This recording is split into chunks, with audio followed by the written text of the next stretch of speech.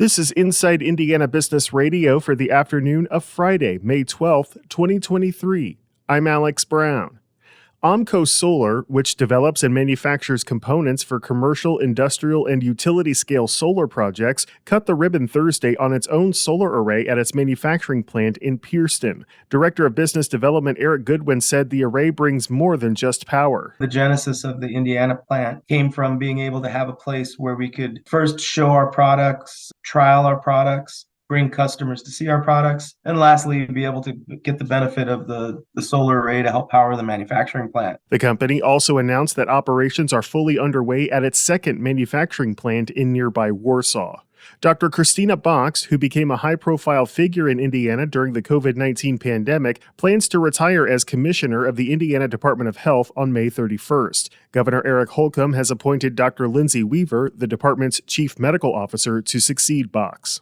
Officials in Madison County today cut the ribbon on Mystic Waters, a 38-acre campground destination in Pendleton. In addition to cabins and space for RV and tent camping, the location also features space for a variety of events, including weddings and corporate retreats. Owner Lisa Holverson declined to disclose the financial investment in the development, but said it would employ up to 15 people during its busiest season. From the number one source for Indiana business news, this is Inside Indiana Business Radio.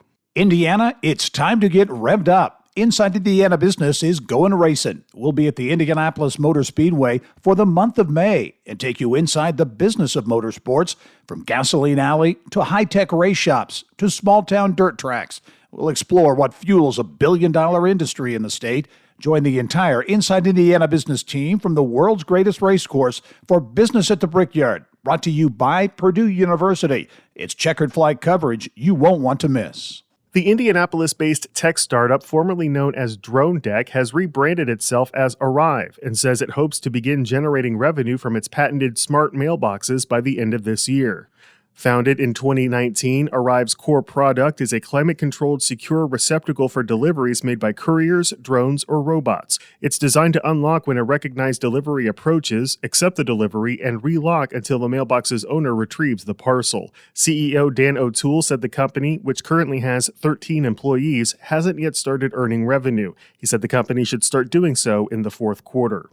West Lafayette-based Innotiv is reporting a fiscal second quarter net loss of $10 million compared to a loss of $6.1 million during the same period last year. Despite the loss, CEO Robert Leisure said the company is making progress with its ongoing site optimization initiatives. The pharmaceutical testing company previously announced the consolidation of 2 isolator facilities in Indianapolis. The company said the relocation of those operations to other Innotiv facilities is expected to be complete by June 30th. In March, Innotiv completed the relocation of its operations in Hazlet, Michigan and Boyertown, Pennsylvania to its newly renovated facility in Denver, Pennsylvania. The Hazlet and Boyertown facilities have been listed for sale.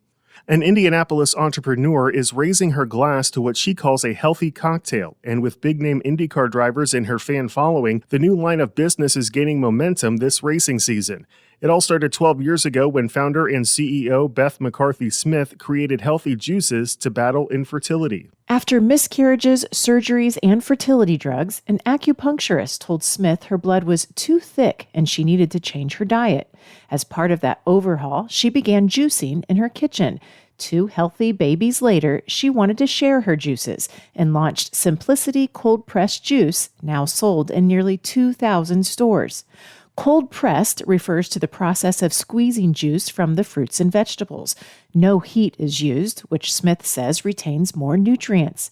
Her Indy-based company recently launched cold pressed cocktails, which add Indiana spirits to her healthy juices. IndyCar drivers who she doesn't pay have become big fans of her juices, shining the light on her brand this racing season. Whenever we post about Tony Kanaan, it goes crazy. And then people repost it and people love Tony Kanaan. And he's such an athlete and he cares about what he puts in his body. So I just want to continue to focus on the quality and the joy. I think it will just continue to grow organically. Cold-pressed cocktails use spirits from Indy-based Hotel Tango.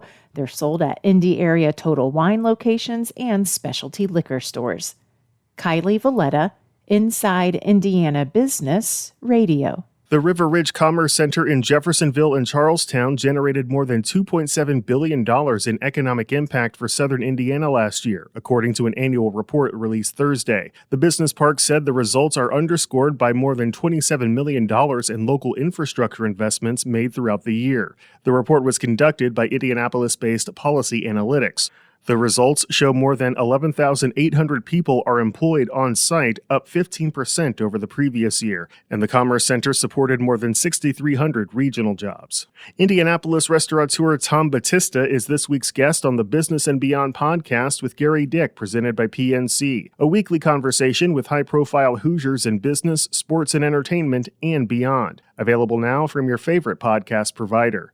I'm Alex Brown for Inside Indiana Business Radio on Demand.